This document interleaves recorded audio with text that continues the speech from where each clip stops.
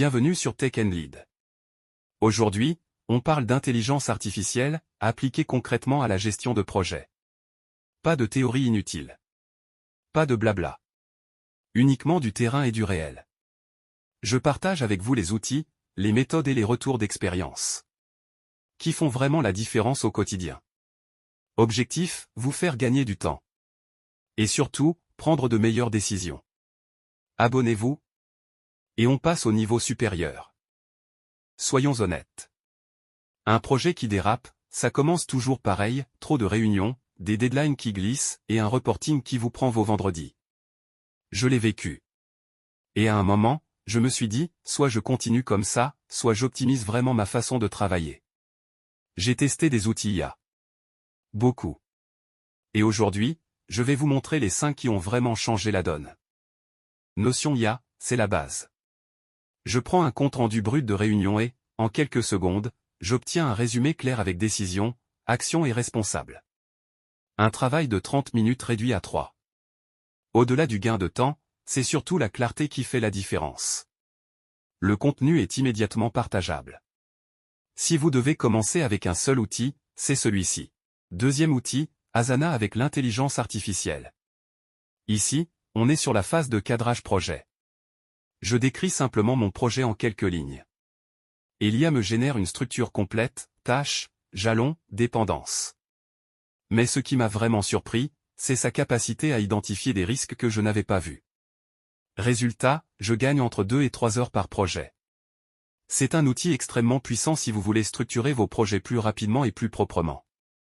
Troisième outil, Claude. Là, on monte d'un niveau.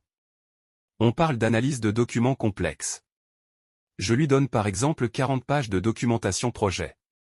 Et il me génère un résumé exécutif prêt pour un comité de pilotage.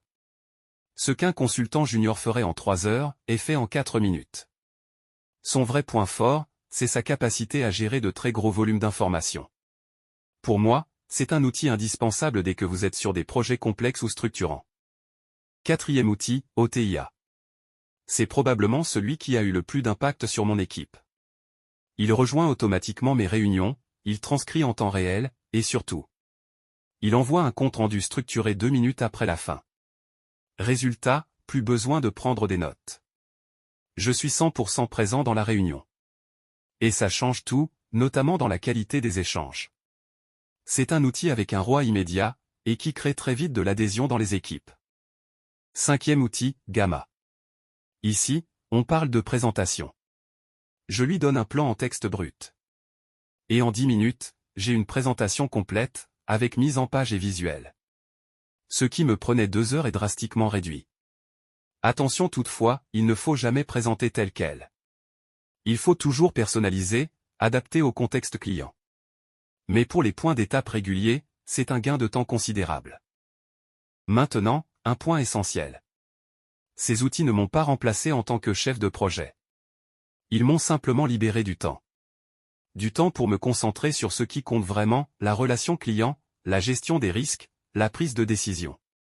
3 conseils très concrets. D'abord, adoptez un outil à la fois.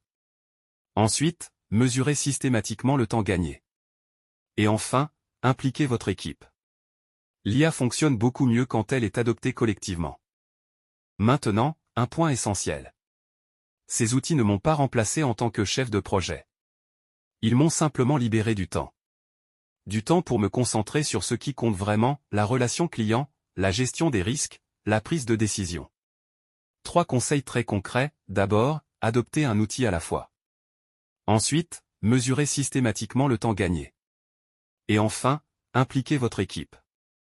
L'IA fonctionne beaucoup mieux quand elle est adoptée collectivement. Merci d'avoir regardé cette vidéo. Maintenant, j'ai une question pour vous. Quel est l'outil que vous avez le plus envie de tester? Dites-le moi en commentaire, je serai curieux d'avoir vos retours.